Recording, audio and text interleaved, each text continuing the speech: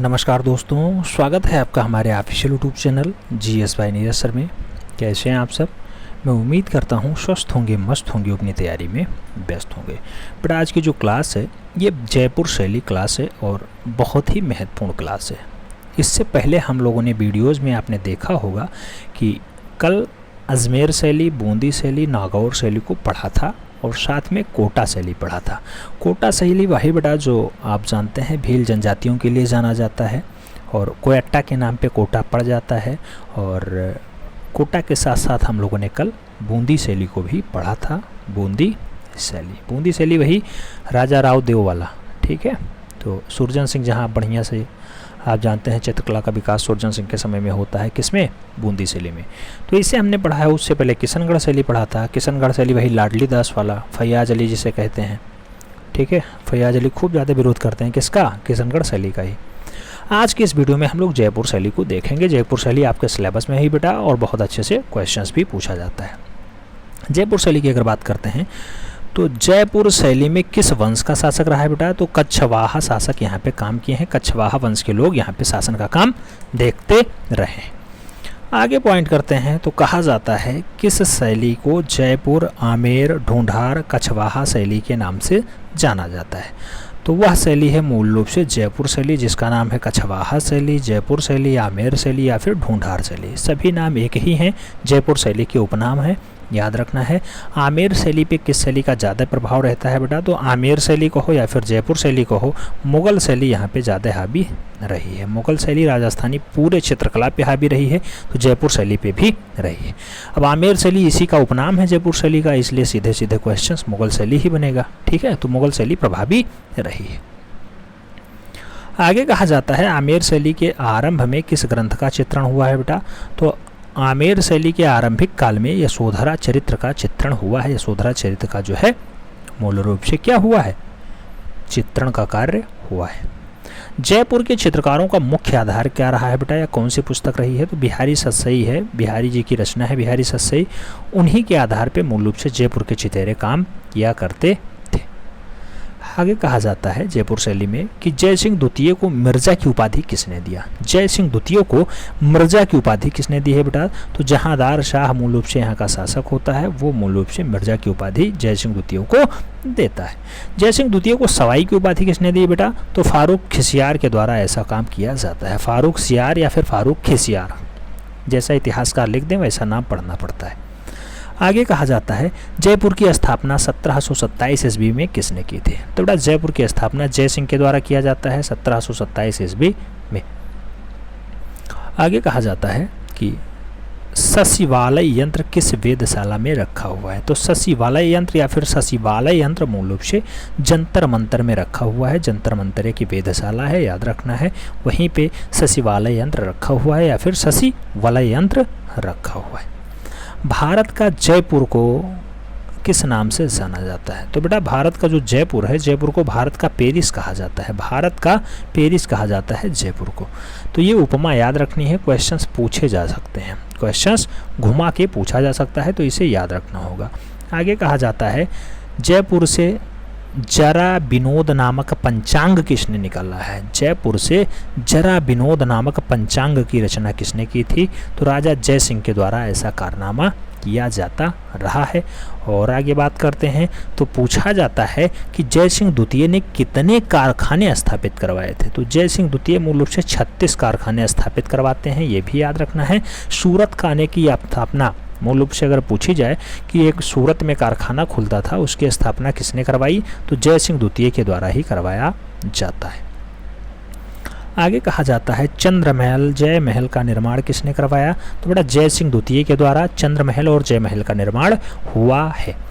Questions पूछा जाता है सिसोदिया रानी का महल किसने बनवाया है? सिसोदिया रानी का महल बेटा जय सिंह द्वितीय के ही द्वारा बनवाया जाता है। वही जय सिंह द्वितीय जिन्होंने 36 कारखाने बनवाए हैं।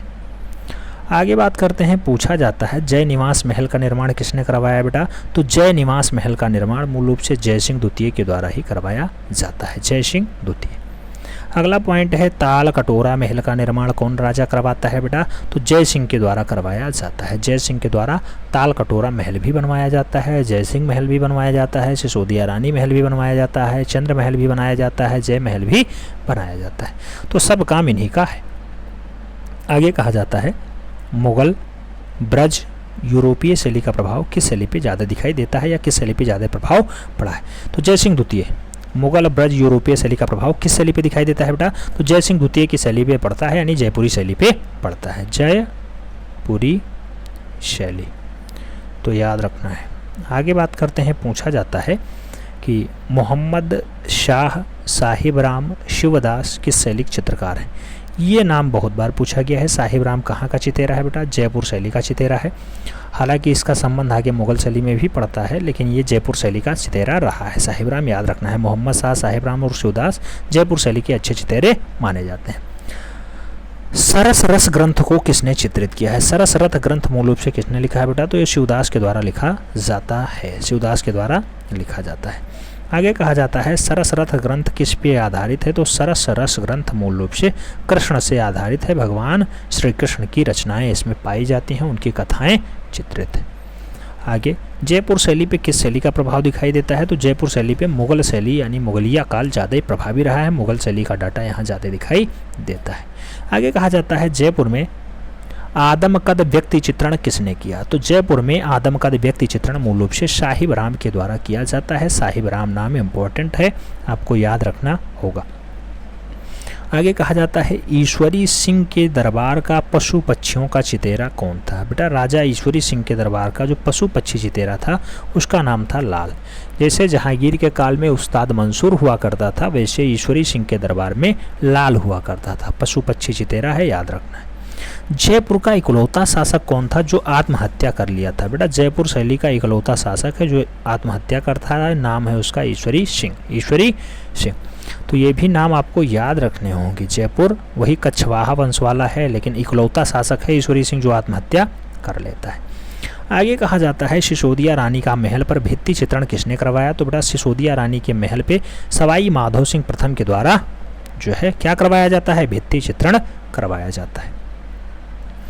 आगे कहा जाता है कौन शासक ब्रज निधि उपनाम से कविताएं लिखा करता था। कौन सा शासक है जो ब्रज निधि उपनाम से कविताएं लिखा करता था बेटा, तो उस शासक का नाम है प्रताप सिंह। प्रताप सिंह। आगे कहा जाता है कौन राजा था जो राधा रानी नहीं राधा कृष्ण का रूप धारण करता था बेटा, तो वह कौन सा राजा था जो राधा कृष्ण का रूप धारण करता था। जयपुर शैली का है बेटा, उसका नाम है राजा प्रताप सिंह। राजा प्रताप सिंह जो राधा रानी का रूप धारण कर लेता था, राधा कृष्ण का रूप धारण कर लेता था। आगे कहा जाता है कि महाराजा स्कूल ऑफ आर्ट्स की स्थापना किसने किया। महाराजा स्कूल ऑफ आर्ट्स से बहुत सारे कलाकार पढ़ते हैं बेटा, तो राम सिंह के द्वारा किया जाता है। 1857 ईस्वी में किया जाता है। जयपुर में ये स्थित है महाराजा स्कूल ऑफ आर्ट्स, ये भी याद रखना होगा। राम सिंह करते हैं, 1857 ईस्वी का सन होता है। आगे कहा जाता है महाराजा स्कूल ऑफ आर्ट्स का आधुनिक नाम क्या रहा है बेटा, तो राजस्थान स्कूल ऑफ आर्ट्स पहले इसका नाम हुआ करता था। डालू राम किस चित्रण के लिए प्रसिद्ध है बेटा, तो भित्ति चित्रण के लिए डालू राम का संबंध बहुत अच्छे से रहा है, बहुत अच्छे से इनका नाम फेमस हुआ है। जयपुर शैली में कितने चश्म चेहरे बेटा, चश्म चेहरे बहुत इंपॉर्टेंट होते हैं। मुगल शैली में पूछा जाता है, ऐसे जयपुर शैली में है तो एक चश्म चेहरे की विविधता पाई जाती है, एक चश्म चेहरे के ज़्यादातर डाटा मिलते हैं। जयपुर शैली में किस वर्ण की अधिकता होती है, तो हरे वर्ण की अधिकता यहाँ दिखाई देती है। आगे कहा जाता है जयपुर में फ्रेस्को बुनो पद्धति को किस नाम से जाना जाता है, तो जयपुर में फ्रेस्को बुनो पद्धति को आला गीला या फिर आयरस पद्धति के नाम से जाना जाता है। आयरस पद्धति या फिर आला गीला पद्धति। मूल रूप से फ्रेस्को बुनो पद्धति को जयपुर तकनीकी में आला गीला के नाम से पुकारा जाता है। आगे कहा जाता है सवाई माधोपुरी कागज किस राज्य का प्रसिद्ध है बेटा, तो सवाई माधोपुरी कागज जो है ये जयपुर राज्य का ही फेमस है। जयपुर राज्य क्या होता है बेटा, जयपुर घराना होता था उस टाइम, राज्य तो अभी भी राजस्थान ही है। रसिक प्रिया का चित्रण सर्वप्रथम कहाँ किया गया बेटा, तो रसिक प्रिया का जो चित्रण है उसको सबसे पहले बुंदेलखंड वाले बेल्ट में किया जाता है, और बुंदेलखंड आप जानते हैं हमारा उत्तर प्रदेश का हिस्सा है, यानी यूपी का हिस्सा होता है, वहीं रसिक प्रिया सबसे पहले चित्रित की जाती है। आगे कहा जाता है किस शैली में राधा और कृष्ण को आत्मा और परमात्मा के रूप में चित्रित किया गया है? तो राधा और कृष्ण को आत्मा और परमात्मा के रूप में दर्शाने का प्रयास जयपुर शैली में ही किया गया है। वही जयपुर शैली बेटा कच्छवाहा राजवंश वाला, ठीक है। तो ये याद रखना होगा। कौन सा राजा आत्महत्या करता था? ईश्वरी सिंह, यही एकमात्र राजा है जो आत्महत्या करता है कच्छवाहा राजवंश का।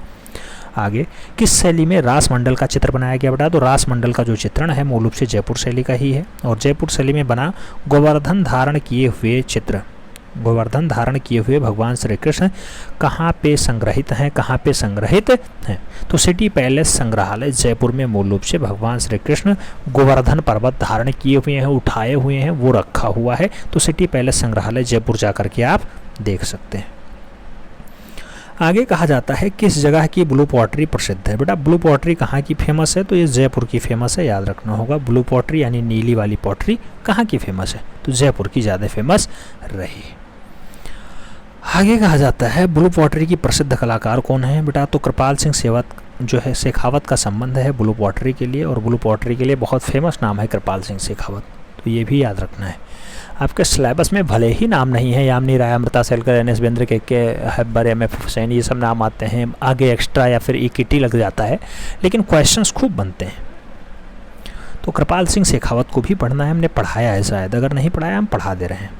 पद्माकर मणिकुट्टम को प्रोत्साहन किस शैली में मिलता है बेटा? तो पद्माकर मणिकुट्टम को मूल रूप से जयपुर शैली में ही प्रोत्साहन मिलता है। ये भी आपको नाम याद रखना होगा, डाटा इंपॉर्टेंट है। तो ये तो हो गया जयपुर शैली। अब जयपुर शैली में क्या क्या स्मरणीय बिंदु हैं जो आपको सदैव याद रखने होंगे, उन्हें याद रखना है। जैसे ब्लैक पॉटरी, तो बेटा निजामाबाद का फेमस है, आजमगढ़ का फेमस है। निजामाबाद कहाँ पड़ता है? आजमगढ़ में ही पड़ता है। तो आजमगढ़ निजामाबाद वाला जो है ब्लैक पॉटरी बहुत फेमस है। ऐसे टाकू पॉटरी की बात करते हैं, जापान का फेमस है टाकू पॉटरी। हानिया टेराकोटा अगर बात करते हैं बेटा, ये जापान का है हानिया टेराकोटा। टेराकोटा कहाँ पे है? तो पहाड़पुर में है। पहाड़पुर कहाँ पड़ता है? गोरखपुर उत्तर प्रदेश में पड़ता है बेटा। टेराकोटा शहर कहा जाता है गोरखपुर को, तो ये पहाड़पुर जगह है, गोरखपुर वाले जानते होंगे। और ब्लू पॉटरी आप जानते हैं जयपुर राजस्थान वाला बेल्ट होता है। ब्लू पॉटरी के लिए फेमस जगह कौन सी है? तो जयपुर है। ब्लैक पॉटरी निजामाबाद, आजमगढ़, और मूल रूप से गोरखपुर क्या है? टेराकोटा के लिए है। और ब्लू पॉटरी के लिए कौन है? तो राजस्थान वाला जयपुर है। तो इतना डाटा तो जयपुर शैली का हो गया। अब अलवर शैली थोड़ा सा देख लेते हैं बेटा। अलवर शैली की अगर बात करते हैं तो अलवर शैली को संरक्षण कौन देता है? राव राजा प्रताप सिंह के द्वारा इसे संरक्षण दिया जाता है। और रायगढ़ के किले के शीश महल पे भित्ति चित्रण किसने करवाया बेटा? तो भित्ति चित्रण यानी दीवालों पे चित्रण का काम डालू राम के द्वारा ही किया जाता है। डालू राम आप जानते हैं बहुत अच्छे भित्ति चित्रकार हैं। अब कुछ खास भित्ति चित्रण देख लेते हैं, जैसे कृष्णचरित हो गया, रामचरित हो गया, गायिका हो गया, दरबार हो गया, तो इसे देखना बहुत ज़रूरी हो जाता है। शीश महल में ये सब चित्रित हैं, याद रखना है। शीश महल की दीवारों पे बने हैं, जैसे दुग्ध दोहन हो गया, अंगड़ाई लेती हो गया, रामचरित हो गया, कृष्णचरित हो गया, गायिकाएँ हो गया, दरबार हो गया, कोटा या फिर कांटा निकालती हो गया, अंगड़ाई लेती हो गया, दुग्ध दोहन हो गया, तबला हो गया। तो ये सब कहाँ पे है? शीश महल में दीवारों पे बने हुए हैं बेटा। संगीत हो गया, सितार हो गया, गोवर्धन धारण हो गया, राम का धनुष भंग हो गया, हिंडोला हो गया, सारंगी बजाती गणिका हो गई, या फिर राव प्रताप सिंह हो गए, राव बख्तावर हो गए बेटा। उसके साथ साथ राज तिलक हो गया, गौचारण हो गया, दरबार हो गया, राव बख्तावर हो गए। ये सब कहाँ चित्रित हैं? किसकी दीवारों पे चित्रित हैं? तो शीश महल की दीवारों पे चित्रित हैं। ये नाम आपको हर हाल में याद रखने होंगे। आगे थोड़ा बहुत डाटा और देखते हैं बेटा, जैसे चंद्र सखी एवं बख्तेश नाम से काव्य रचना कौन करता था? तो चंद्र सखी और बख्तेश नाम से बख्तावर सिंह रचना किया करते थे, याद रखना है। बख्तावर सिंह की प्रसिद्ध ग्रंथ कौन सा है बेटा? तो दाना सागर है, बहुत अच्छी रचना होती है बख्तावर सिंह की, दाना सागर, याद रखना, नाम इम्पॉर्टेंट है। और बख्तावर सिंह के दरबार में कौन कौन चितेरा रहा है, तो इसे भी देखना बहुत ज़रूरी हो जाता है। जैसे डालू राम हो गए, डालू राम के साथ बलदेव हो गए, और सालगा हो गया और शालिग्राम हो गए। तो सालगा, शालिग्राम, बलदेव और डालूराम मूल रूप से बख्तावर सिंह के दरबार में अच्छे चितेरे माने जाते हैं। वही बख्तावर सिंह जिन्होंने दाना सागर को लिखा है। आगे बात करते हैं तो कहा जाता है कि गुलाम अली, आगा खां, देहावली, नत्था सिंह, दरवेश किस राजा के दरबार के चित्रकार रहे हैं? तो गुलाम अली और आगा मिर्जा हो सकता पूछ लिया जाए, राजा बिनय सिंह के दरबार में अच्छे चितेरे माने जाते रहे। बख्तावर सिंह के पुत्र का नाम बताइए बेटा, तो बलवंत सिंह होता है। बख्तावर सिंह के पुत्र का नाम क्या होता है? बलवंत सिंह होता है। बलवंत सिंह के दरबार के चितेरे कौन से हैं बेटा? तो शालिग्राम हो जाएंगे, बस्काराम हो जाएंगे, जितिन दास हो जाएंगे, नंदराम हो जाएंगे। इन्हें देख लेते हैं। स्मरणीय बिंदु रहे हैं बलवंत सिंह के दरबार के अच्छे चितेरे, जैसे जमुना दास, बस्काराम, शालिग्राम, छोटे लाल, नंदराम किसके दरबार के हैं? बलवंत सिंह के हैं। किस शैली में आते हैं बेटा? तो ये अलवर शैली में आते हैं अलवर शैली में। ठीक है, क्वेश्चन ये नहीं पूछा जाएगा किसके दरबार के हैं, ये पूछ लिया जाता है कि अलवर शैली का चितेरा कौन है। तो इसमें जमुना दास, बालीग्राम, शालिग्राम, छोटे लाल, नंदराम ये हो गए। नहीं, बलदेव, डालूराम, सगला या फिर शालिग्राम मूल रूप से ऐसे पूछे जाएंगे। अलवर से लिखें, कोटा से लिखें, बूंदी से लिखें या फिर किशनगढ़ से लिखें। तो वहाँ अगर आपको आता है तभी आप लगा पाएंगे, तो अलवर शैली मारना पड़ेगा वहाँ पे। ठीक है, आगे थोड़ा बहुत और डाटा देख लेते हैं। जैसे कहा जाता है छोटे लाल नामक चित्रकार किसके लिए प्रसिद्ध हैं? तो छोटे लाल नामक जो चित्रकार हैं बेटा, वो परदाज के लिए सिद्धहस्त रहे हैं। और जमुना किस चित्रण के लिए निपुण रहे हैं बेटा? तो जमुना मूल रूप से रेखांकन के लिए जाने जाते हैं। वही जमुना दास बेटा जो बलवंत सिंह के दरबार में चित्रकारी किया करते थे। बस्काराम किस चित्रण के लिए प्रसिद्ध होते हैं बेटा? तो बस्काराम का संबंध है रंगों की कोमलता के लिए। रंगों में कोमलता लाने का काम बस्काराम का रहा है या फिर बक्साराम का रहा है। नेफरी वादन नामक चित्र किस शैली में बनाया गया बेटा? ये क्वेश्चन छपा हुआ है और छपेगा, पक्का छपेगा। नेफरी वादन नामक चित्र किस शैली की है बेटा? तो ये अलवर शैली की अच्छी रचना मानी जाती है, नेफरी वादन। नेफरी वादन। आगे कहा जाता है कि मूलचंद और उदयराम किसके दरबार के चित्रकार रहे हैं? तो मूलचंद और उदयराम मूल रूप से राजा मंगल सिंह के दरबारी चित्रकार माने जाते हैं। हाथी दांत के फलकों पे चित्रण कौन दो चित्रकार करते हैं बेटा? तो मूलचंद और उदयराम ही करते हैं। मूलचंद और उदयराम ही करते हैं राजा मंगल सिंह के चितेरे। आगे कहा जाता है मंगलाशिल के दरबार के चित्रकार, जैसे नानकराम का नाम आ गया बेटा, नानकराम हो गए, बुद्धराम हो गए, उदयराम हो गए, जगन्नाथ हो गए, मूलचंद हो गए और राम गोपाल हो गए। किसके दरबार के अच्छे चितेरे माने जाते हैं? तो ये मंगला सिंह के दरबार के अच्छे चितेरे माने जाते हैं। नाम याद रखना, ये क्वेश्चन सीधे अलवर शैली से पूछा जाएगा कि मूलचंद का संबंध किससे है? तो अलवर शैली से है, याद रखना है। इतना डीप नहीं पूछेगा कि मंगला सिंह के दरबार के चित्रकार का नाम बताइए। ठीक है, अंतिम पॉइंट बता दे रहे हैं आपको कि बुद्धराम किस चित्रण के लिए पारंगत रहे हैं। तो बुद्धराम का संबंध बेटा किससे रहा है? तो बुद्धराम का जो संबंध रहा है वो पशु पक्षी चित्रण के लिए रहा है। बुद्धराम किस शैली के हैं? अलवर शैली के क्या कहे जाते हैं? अलवर शैली के चितेरे माने जाते हैं। जैसे जहांगीर के काल में आप जानते होंगे एक चित्रकार था जो पशु पक्षी चित्रण का कार्य करता था, उसका नाम हमने अभी जस्ट बताया है, कमेंट के माध्यम से छाप दीजिए। तो इस वीडियो में इतना ही, मिलते हैं नेक्स्ट में, तब तक के लिए जय हिंद।